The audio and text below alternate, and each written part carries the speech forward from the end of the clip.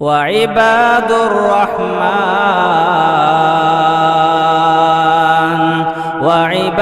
الرحمن الذين يمشون على الأرض هونا وإذا خاطبهم الجاهلون قالوا سلاما۔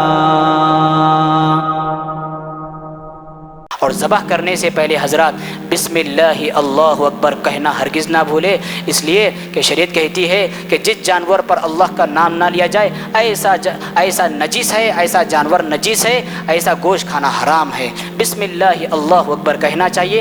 اگر کسی کی طرف سے دے رہے ہیں اس کا بھی حوالہ دیا جا سکتا ہے، اللہم تقبل عن فلان، یا پھر اللہم تقبل عنی وعن اہل بیتی، اے اللہ میری جانب سے قبول فرما اور میرے گھر والوں کی جانب سے قبول فرما۔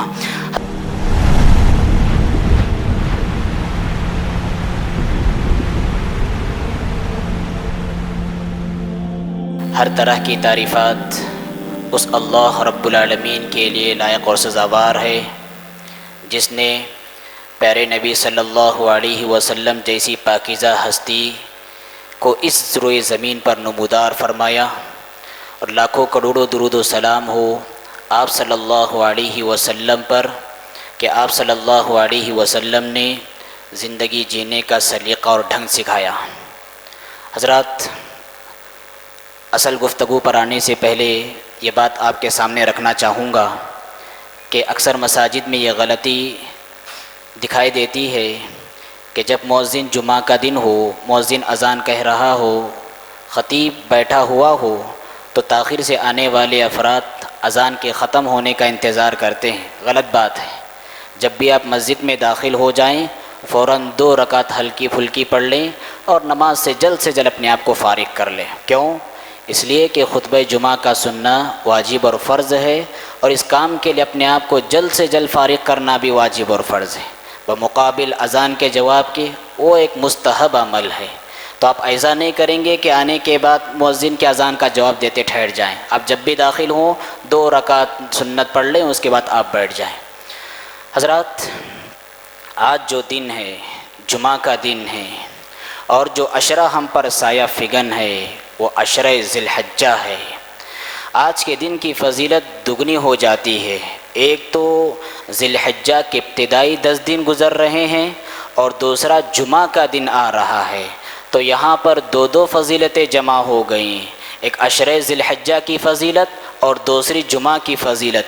ابن حجر رحمہ اللہ نے کہا کہ آج کا دن وہ دن ہے، جمعہ کا دن عشرہ ذی الحجہ کا، کہ جس دن 2 فضیلتیں ایک ساتھ جمع ہو جاتی ہیں تو عبادت کی اہمیت اس دن اور زیادہ بڑھ جاتی ہے۔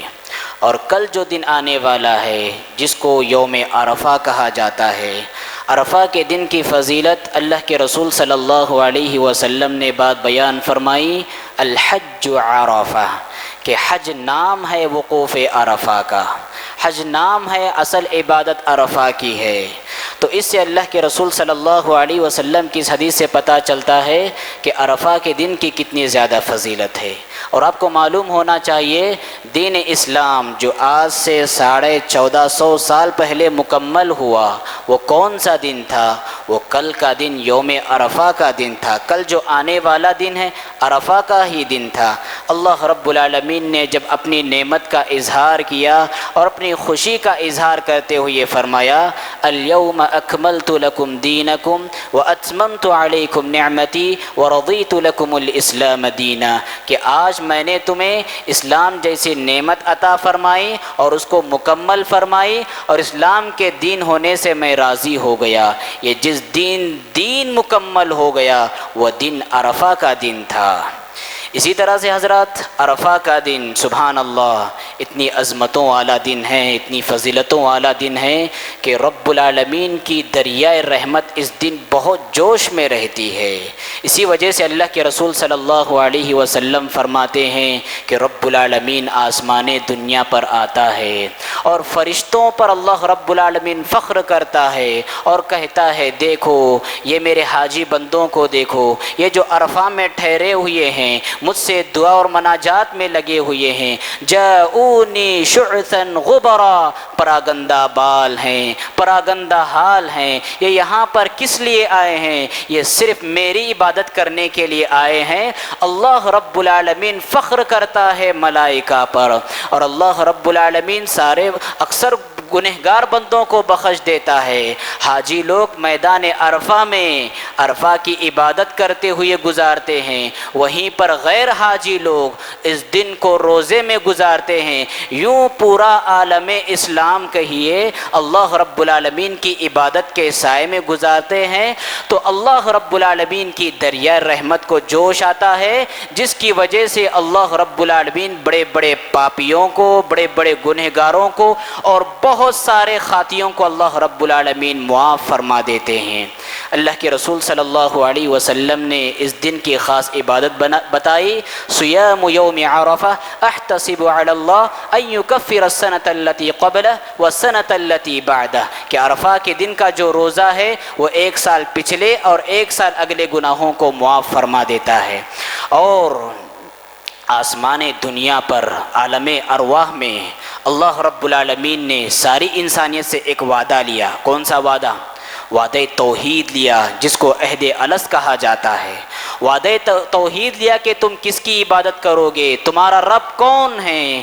ہم سب نے بیک زبان ہو کر کہا تھا بلا وربنا، ہم گواہی دیتے ہیں کہ تو ہی ہمارا رب ہے۔ یہ وہی دن تھا، عرفہ کا دن تھا، جس دن کہ اللہ رب العالمین نے عالم ارواح میں ساری انسانیت سے وعدہ توحید لیا۔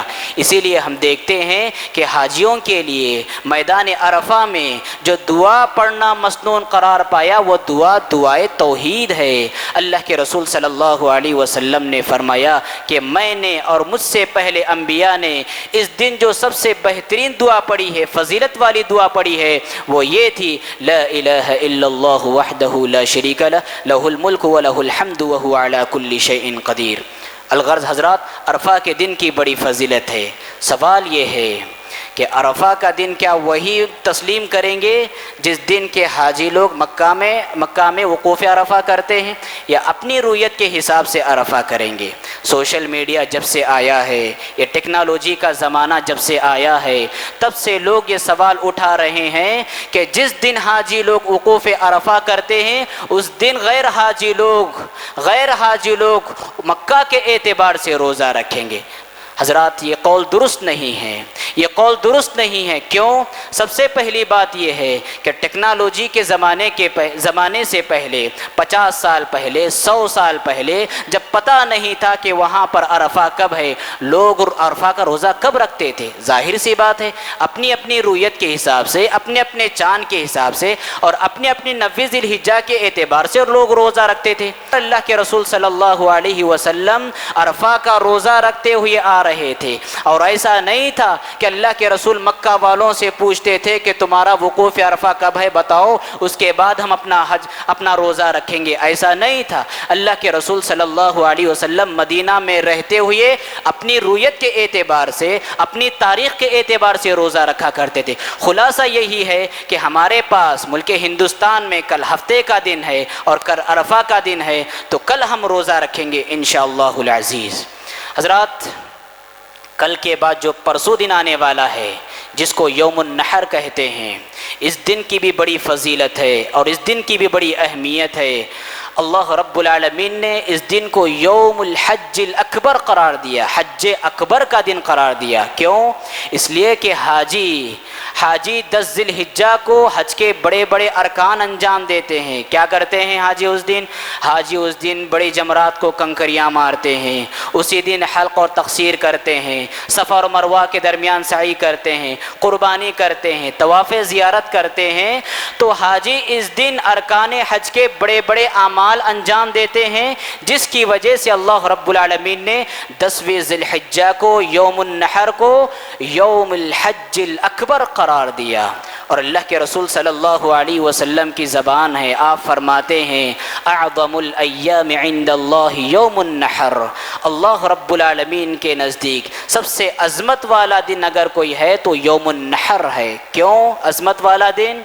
اس لیے کہ عظمت والے اس دن میں جہاں حاجی لوگ اللہ رب العالمین کے نام پر بسم اللہ اللہ اکبر کہہ کر جانوروں کو ذبح کرتے ہیں، وہیں پر غیر حاجی لاکھوں نہیں کروڑوں لوگ اللہ رب العالمین کا نام لے کر اس کی کبریائی کو بیان کر کے، اس کی عظمت کو بیان کر کے، اس کی توحید کا اعلان کر کے بسم اللہ اللہ اکبر، دنیا کے غیر حاجی کروڑوں لوگ اللہ کے نام پر جانور ذبح کرتے ہیں، یوں پورا عالم اسلام نعرہ توحید سے گونجتا ہے، اللہ رب العالمین کے نام پر نذرانے پیش کیے جاتے ہیں۔ اس لیے اللہ کے رسول نے فرمایا اعظم الایام عند اللہ یوم النحر، اللہ رب العالمین کے نزدیک سب سے عظمت والا دن اگر کوئی ہے وہ یوم النحر کا دن ہے۔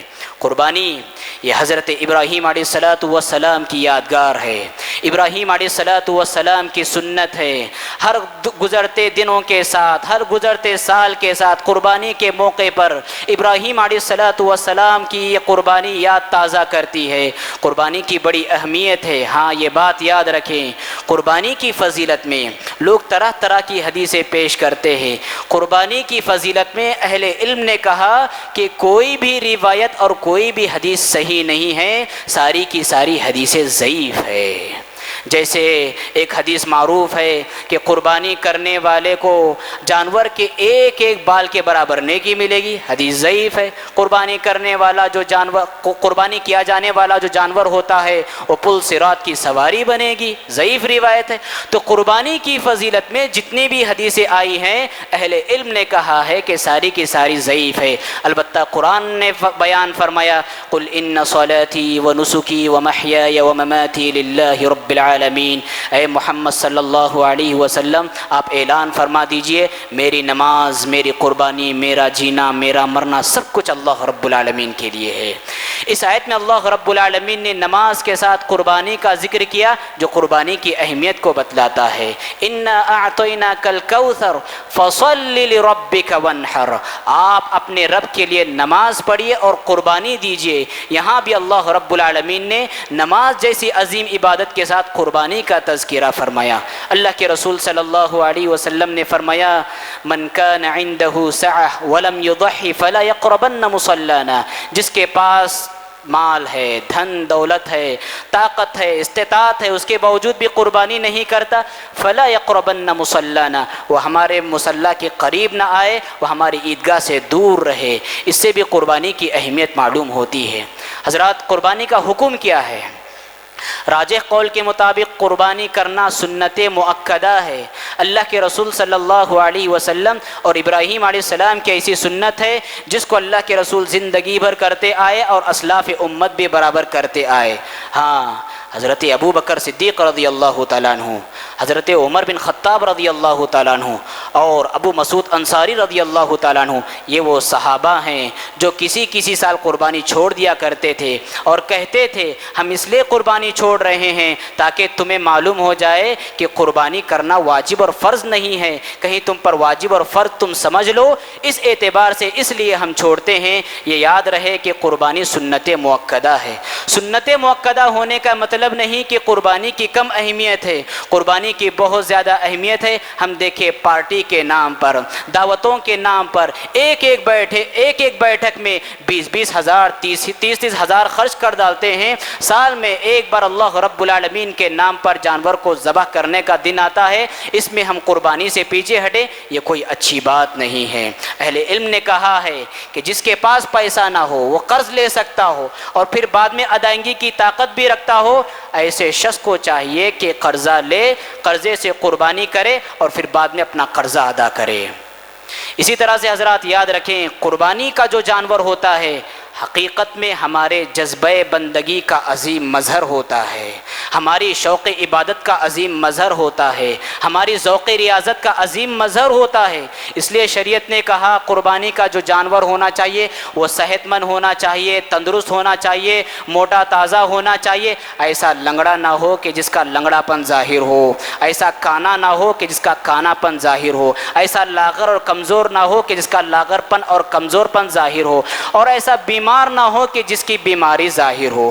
اللہ رب العالمین نے کہا وَمَن يُعَظِّمْ شَعَائِرَ اللَّهِ فَإِنَّهَا مِن تَقْوَى الْقُلُوبِ، کہ کہ جو شاعر اللہ کی تعظیم کرتے ہیں، قربانی کرنا اللہ رب العالمین کے شعائر میں سے ایک شعیرہ ہے، اور شاعر اللہ کی تعظیم وہی کرتے ہیں جن کے سینوں میں دھڑکتا ہوا دل ہو اور جن کے دلوں میں رب العالمین کا خوف ہو، تقوی ہو، ایسے ہی لوگ حقیقت میں اللہ رب العالمین کے شاعر کی تعظیم کرتے ہیں۔ اور قربانی کے جانور کے تعلق سے شریعت نے ایک رہنمائی یہ فرمائی کہ قربانی کا جانور کیسا ہو۔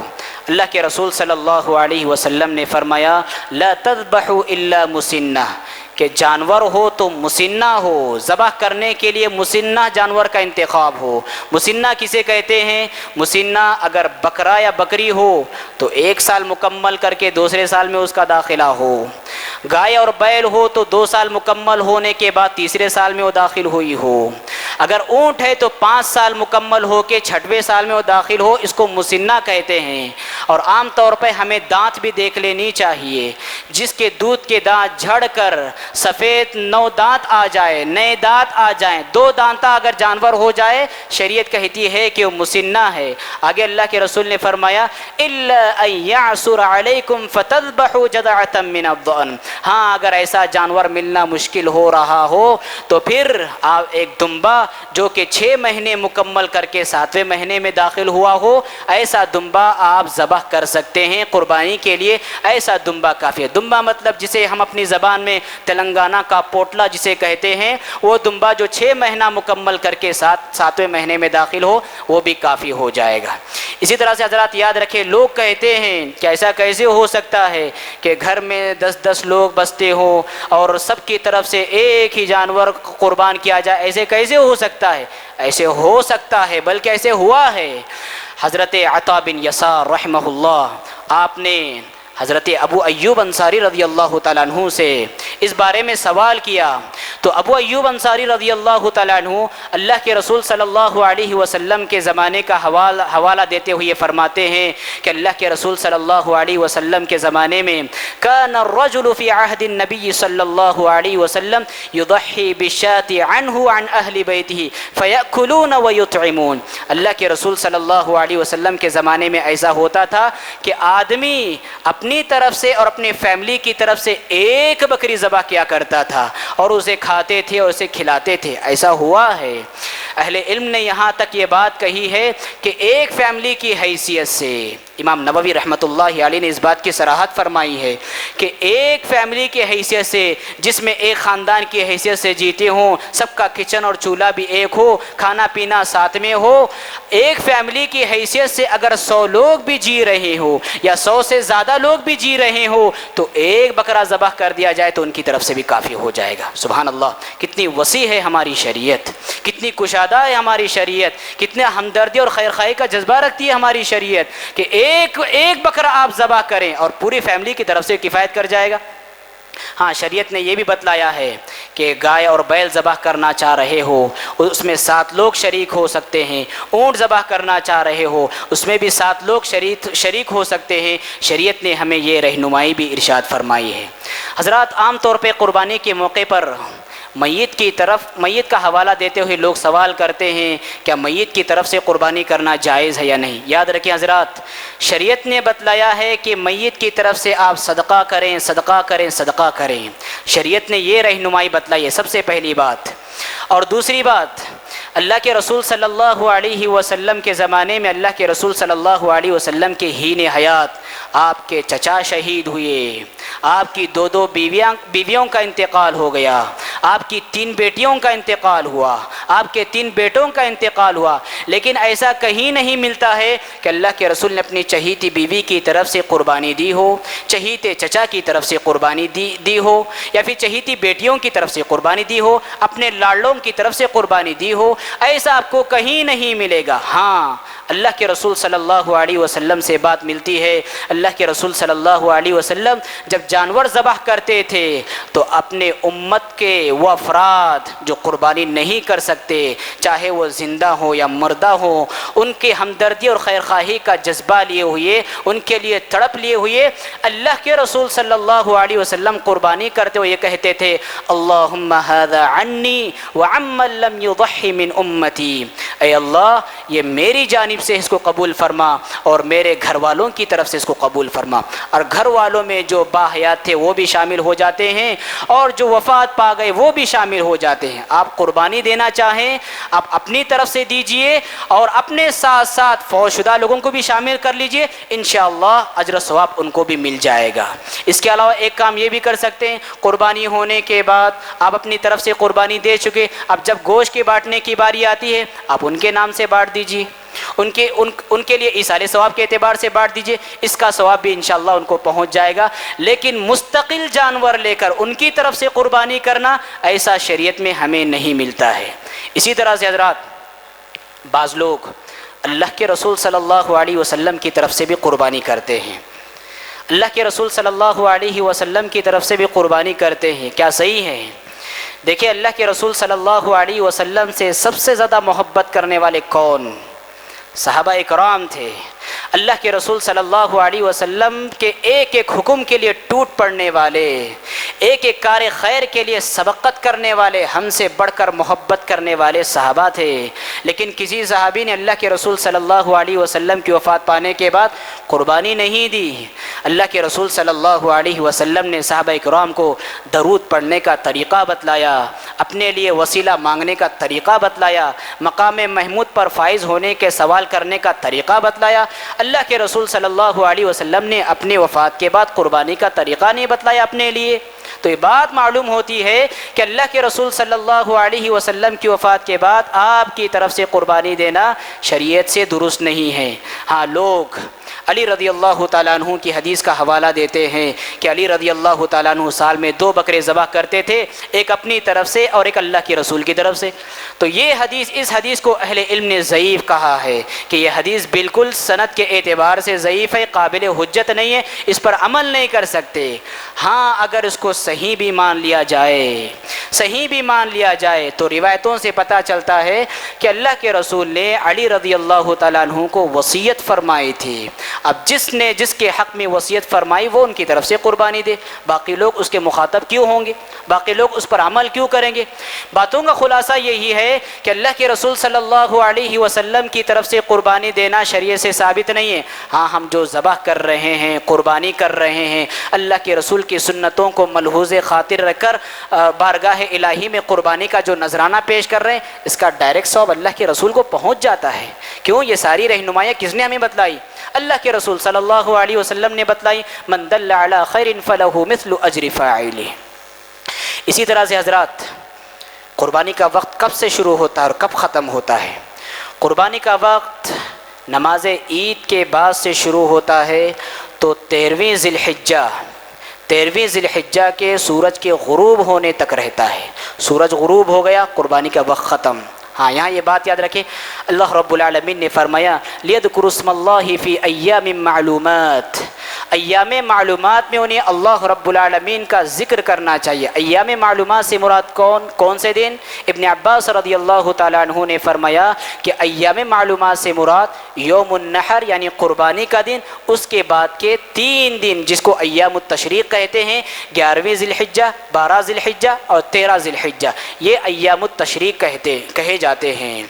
اگر کوئی انسان جس نے خطبہ نہیں سنا، نماز پڑھی، نماز پڑھنے کے فوراً بعد اس نے آ کر قربانی کی تو کیا اس کی قربانی جائز ہو گئی؟ جی ہاں بالکل اس کی قربانی جائز ہو گئی، اس لیے کہ قربانی کے بعد جو خطبہ ہوتا ہے وہ ایک مستحب ہے، وہ سنت ہے۔ اگر کوئی شخص ایسا کرتا ہے تو اس کی قربانی ہو جاتی ہے، لیکن افضل، بہتر، مسنون، اولا یہ ہے کہ خطبے کے بعد قربانی دی جائے۔ ہاں قربانی کے لیے بہت سارے لوگ صرف دن کا انتخاب کرتے اور کہتے ہیں کہ ان دنوں میں رات میں قربانی کرنا مکروہ ہے، ایسا کچھ نہیں ہے، ایسا کچھ نہیں ہے۔ یہ جو قربانی کے ایام مقرر کیے گئے ہیں اس میں چاہے آپ دن میں کرو، رات میں کرو، صبح کرو، شام کرو، ایسا کچھ کراہت والا اس میں حوالہ نہیں ہے یا پھر موقع نہیں ہے۔ اسی طرح سے حضرات ایک سوال یہ ہے کہ قربانی ہمارے اڑوس پڑوس میں غیر مسلم بھی رہتے ہیں یا پھر ہمارے تعلقات میں رہنے والے غیر مسلم بھی ہوتے ہیں، تو کیا قربانی کا جانور انہیں ہم پیش کر سکتے ہیں، قربانی کا گوشت انہیں ہم دے سکتے ہیں؟ قرآن نے اصول بتلایا ہے۔ کیا اصول ہے؟ اللہ رب العالمین نے فرمایا لا ينهاكم الله عن الذين لم يقاتلوكم في الدين ولم يخرجوكم من دياركم ان تبروهم۔ اللہ رب العالمین تمہیں منع نہیں کرتا وہ غیر مسلم جو تمہیں تمہارے وطن سے نکالنے کی بات نہیں کرتے، جو تم سے دین اور مذہب کے معاملے میں جھگڑا نہیں کرتے، ان کے ساتھ حسن سلوک کرنے اور ان کے ساتھ بھلائی کرنے سے اللہ رب العالمین تمہیں منع نہیں فرماتا۔ پتہ چلا کہ قربانی کا گوشت غیر مسلموں کو دے کر ان پر احسان کیا جا سکتا ہے۔ ہاں اگر آپ کو معلوم ہو کہ قربانی کا گوشت کھانے کے بعد وہ شراب پیے گا یا جوا کھیلے گا تو وَلَا تَعَاوَنُوا عَلَى الْإِثْمِ وَالْعُدْوَانِ، گناہ اور ظلم کے کاموں میں ایک دوسرے کی مدد نہیں کرنی چاہیے۔ الغرض قربانی کا گوشت غیر مسلموں کو دیا جا سکتا ہے۔ اسی طرح سے حضرات ایک مسئلہ یہ بھی ہے کہ کیا عورت بذات خود ذبح کر سکتی ہے؟ جواب یہ ہے کہ ہاں عورت اپنے ہاتھوں سے ذبح کر سکتی ہے، لیکن شرط یہ ہے کہ ذبح کا طریقہ اسے معلوم ہونا چاہیے۔ ذبح کا طریقہ وہ جانتی ہے تو عورت بھی ذبح کر سکتی ہے۔ کعب بن مالک رضی اللہ تعالیٰ عنہ، آپ کی ایک لونڈی تھی جو بکریوں کو چرایا کرتی تھی۔ ایک بکری کو دیکھا کہ کمزور ہے، لاغر ہے، بیمار ہے، اب مرے کہ تب مرے والا معاملہ تھا۔ اس نے کیا کیا، ایک دھاری دار پتھر لیا اور اس سے بکری کو ذبح کیا۔ اب انہوں نے آ کر اللہ کے رسول سے پوچھا، اللہ کے رسول کیا کھا سکتا ہوں؟ اللہ کے رسول صلی اللہ علیہ وسلم نے فرمایا فَكُلُوهَا، ہاں کھاؤ، یہ تمہارے لیے حلال ہے۔ تو پتہ چلا کہ اگر عورت ذبح کا طریقہ جانتی ہو، ذبح کا شرط اسے معلوم ہو تو عورت بالکل ذبح کر سکتی ہے۔ بلکہ انسان کو، جو انسان جانور خریدتا ہے جس کی طرف سے قربانی ہوتی ہے، اسے خود ذبح کرنا چاہیے، چاہے وہ عورت ہو یا مرد ہو، قصائی کے حوالے نہیں کرنا چاہیے، انسان خود ذبح کرے۔ یہی ہمارے نبی کی سنت ہے اور یہی صحابہ کی سنت ہے۔ حضرات ایک مسئلہ یہ ہے کہ قربانی کا جانور ہم نے خریدنے کے بعد ایسا ہوا کہ قربانی کا جانور ہاتھ سے چھوٹ گیا اور بھاگ گیا، یا پھر کسی نے چوری کر لیا، یا پھر قربانی کا جانور مر گیا۔ اب کیا کریں؟ قربانی کے ایام بھی گزر رہے ہیں، اب قربانی کا جانور بھی غائب ہے، اب کیا کیا جائے؟ تو اس میں دو باتیں یاد رکھیں۔ پہلی بات یہ ہے اگر ہماری لاپرواہی کی وجہ سے یہ حادثے ہوئے تو یاد رکھیں اس کی جگہ دوسری قربانی کرنا ہے۔ لیکن ہم مکمل توجہ کر رہے تھے، مکمل دھیان دے رہے تھے، اس کے باوجود بھی ان حادثات سے ہمارا گزر ہوا تو شریعت کہتی ہے کہ تمہاری قربانی ہو گئی، تمہارا یہ جانور گمنا ہی تمہارے لیے قربانی کافی ہے، پھر دوبارہ قربانی دینے کی تمہیں ضرورت نہیں۔ اگر کوئی دیتا ہے تو مستحب ہے، بہتر ہے۔ اسی طرح سے ایک مسئلہ حضرات یہ بھی ہے کہ قربانی ہونے کے بعد جو جانور کا چمڑا ہوتا ہے اور جانور کا گوشت ہوتا ہے یا اس کی ہڈیاں ہوتی ہے یا خاص اعضاء ہوتے ہیں، بطور اجرت آپ قصاب کو نہیں دے سکتے۔ حضرت علی بن ابی طالب رضی اللہ تعالیٰ عنہ کو اللہ کے رسول صلی اللہ علیہ وسلم نے قربانی کے وقت مقرر فرمایا اور فرمایا کہ اس کے گوشت اور چمڑے کو غریبوں میں صدقہ کرو اور بطور اجرت قصاب کو نہ دو۔ تو اس سے بات معلوم ہوتی ہے اس کا بیچنا جائز نہیں، آپ یا تو خود استعمال کریں یا پھر صدقہ و خیرات کر دیں۔ اسی طرح سے حضرات اسی سے جڑا ایک مسئلہ یہ بھی ہے کہ قربانی کرنے والا کیسا ہو، قربانی کرنے والا کیسا ہو، قربانی کیسی ہو۔ اس سے پہلے یہ بات بتلانا چاہوں گا قربانی کا طریقہ کیا ہے۔ قربانی کا طریقہ کیا ہے؟ اللہ کے رسول صلی اللہ علیہ وسلم نے جو طریقہ بتلایا وہ طریقہ معلوم ہوتا ہے کہ سب سے پہلے چھری کو مضبوط طریقے سے تیز کیا جائے، اور ایسا نہیں کہ جانور کو سامنے لٹائیں، اس کے گردن پر پیر رکھیں اور اس کے سامنے چھری کو تیز کرتے رہیں، ایسا نہیں ہونا چاہیے۔ اللہ کے رسول نے جب ایسا دیکھا اپنے زمانے میں تو صحابی کو مخاطب کر کے فرمایا کیا دوبارہ تم مارنا چاہتے ہو؟ پہلے ہی تم نے تیز کیوں نہیں کر لیا؟ تو اس سے بات معلوم ہوتی ہے کہ قربانی کے جانور کو لٹانے سے پہلے قربانی کے جانور کے نظروں سے اوجھل ہو کر چاقو تیز کرنی چاہیے، اور ایسا بھی نہیں ہونا چاہیے کہ ایک جانور کے سامنے دوسرے جانور کو آپ ذبح کر رہے ہوں، ایسا بھی نہیں ہونا چاہیے۔ دیکھیں شریعت کیسی ہماری سبحان اللہ جانور کے جذبات کا بھی خیال رکھتی ہے، چاہے جائے کہ انسانوں کے جذبات کا کیوں نہ خیال رکھے ہیں۔ کتنی پاکیزہ شریعت ہے، کتنی صاف ستھری شریعت ہے، کتنی رحم دل شریعت ہے، کتنی مہربان شریعت ہے۔ اللہ رب العالمین نے فرمایا ان اللہ کتب الاحسان علی کل شیء فاذا قتلتم فاحسنوا القتلہ واذا ذبحتم فاحسنوا الذبح وليحد احدکم شفرتہ وليرح ذبیحتہ۔ اللہ رب العالمین نے ہر چیز پر احسان لکھ دیا ہے، لہذا ذبح کرو تو احسان کے ساتھ ذبح کرو، چھری کو اچھی طرح تیز کرو، اس کے بعد ہی ذبح کرو۔ ڈاکٹروں کا تجزیہ ہے، ڈاکٹر کہتے ہیں کہ گولی مار کر ذبح کرنے میں، اور آج کل تو مشینوں کا دور ہے، مشینوں کے ذریعے ذبح کرنے میں اور چاقو کے ذریعے ذبح کرنے میں، گولی اور مشینوں کے ذریعے ذبح کرنے میں جانور کو جتنی تکلیف ہوتی ہے اس سے 1% یا 2% بھی چھری کے ذریعے تکلیف نہیں ہوتی۔ کیوں؟ اس لیے کہ دیکھیں جب ذبح کیا جاتا ہے، ذبح کرتے ہی ہم چار نلی جانور کے کاٹ دیتے ہیں، ایک تو کھانے کی نلی، دوسری سانس کی نلی، اور 2 آزو بازو کی خون کی رگیں ہوتی ہیں۔ جب یہ ان پر چھری چلائی جاتی ہے تو جانور کے اندر کا احساس ختم ہو جاتا ہے، اور اس کے بعد جو جانور تڑپتا ہے وہ خون کا سرکولیشن بند ہونے کی وجہ سے تڑپتا ہے، وہ اس وجہ سے نہیں تڑپتا کہ اسے تکلیف ہو رہی ہے، خون مکمل طور پہ بند ہو جاتا ہے، اس لیے جانور تڑپتا ہے۔ تو سبحان اللہ، شریعت نے کتنا پاکیزہ طریقہ بتلایا کہ چھری کو تیز کرو، تیز کرتے ہوئی جانور کو ذبح کرو، اس کے بعد چند سیکنڈ میں جانور کا احساس ختم ہو جائے گا۔ اور ذبح کرنے سے پہلے حضرات بسم اللہ اللہ اکبر کہنا ہرگز نہ بھولے، اس لیے کہ شریعت کہتی ہے کہ جس جانور پر اللہ کا نام نہ لیا جائے ایسا نجس ہے، ایسا جانور نجس ہے، ایسا گوشت کھانا حرام ہے۔ بسم اللہ اللہ اکبر کہنا چاہیے۔ اگر کسی کی طرف سے دے رہے ہیں اس کا بھی حوالہ دیا جا سکتا ہے، اللہم تقبل عن فلان، یا پھر اللہم تقبل عنی وعن اہل بیتی، اے اللہ میری جانب سے قبول فرما اور میرے گھر والوں کی جانب سے قبول فرما۔ حضرات یاد رکھیں، میں نے جیسے کہا کہ قربانی کے جانور کے تعلق سے تو سوال ہوتا ہے، لیکن قربانی کرنے والا کیسا ہو، ذبح کرنے والا کیسا ہو، نذرانہ پیش کرنے والا کیسا ہو، اس تعلق سے سوال سنا ہی نہیں جاتا، جبکہ اصل معیار یہی ہے کہ قربانی دینے والا کیسا ہو، ذبح کرنے والا کیسا ہو۔ یاد رکھے اس روئے زمین پر جو سب سے پہلی قربانی ہوئی تھی اس میں سے اللہ رب العالمین نے ایک کی قربانی جو رد کر دی، مسترد کر دی، اس میں جانور میں کوئی عیب نہیں تھا، جانور میں کچھ نقص نہیں تھا، عیب اور نقص تھا تو قربانی دینے والے کے اندر تھی، جس کی وجہ سے آج یہ ذہن بنا ہوا ہے حضرات کہ قربانی کا جانور ہم نے لہیم شہیم موٹا تازہ خرید لیا، اب چلو قبولیت کے لیے 100% یہ لازم ہو جائے گا، قبولیت کے درجے تک پہنچ جائے گی۔ نہیں حضرات، نہیں، قرآن کہتا ہے اذ قربا قربانا فتقبل من احدهما ولم يتقبل من الاخر قال لاقتلنك قال انما يتقبل الله من المتقين۔ ایک نے قربانی کی، اللہ رب العالمین نے قبول فرمائی، دوسرے نے قربانی کی، اللہ رب العالمین نے رد فرمائی۔ آگے اللہ تعالیٰ نے فرمایا انما يتقبل الله من المتقين، اللہ رب العالمین قربانی محض متقیوں کی قبول فرماتا ہے۔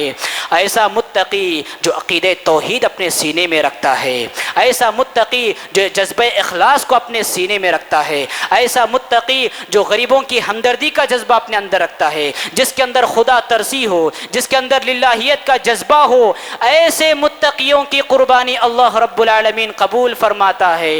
وہ لوگ جو محض دکھانے کے لیے، ریاکاری کے لیے، نام نمود کے لیے، شہرت کے لیے، رشتہ داروں پر فخر کرنے کے لیے جانوروں، قیمتی جانوروں کو لے کر گلیوں کی نمائش کرتے ہیں، ان کی آڈیو اور فوٹو لے کر اور ویڈیو بنا کر یوٹیوب اور سوشل میڈیا کی زینت بناتے ہیں، اخلاص کا جائزہ لینا چاہیے، ایسے لوگوں کو اخلاص کا جائزہ لینا چاہیے۔ لن ينال الله لحومها ولا دماؤها ولكن يناله التقوى منكم، اللہ رب العالمین کو تمہارا گوشت نہیں پہنچتا، اللہ رب العالمین کو تمہارا خون نہیں پہنچتا، اللہ رب العالمین کو پہنچتا ہے تو تمہارے دل کی تڑپ پہنچتی ہے، تمہارے دل میں کیسا ذوق عبادت ہے، کیسے شوق ریاضت ہے، کیسا ذوق بندگی ہے، کیسی اخلاص نیت ہے، دل تمہارا کتنا پاکیزہ ہے، یہ جذبہ رب العالمین کو پہنچتا ہے.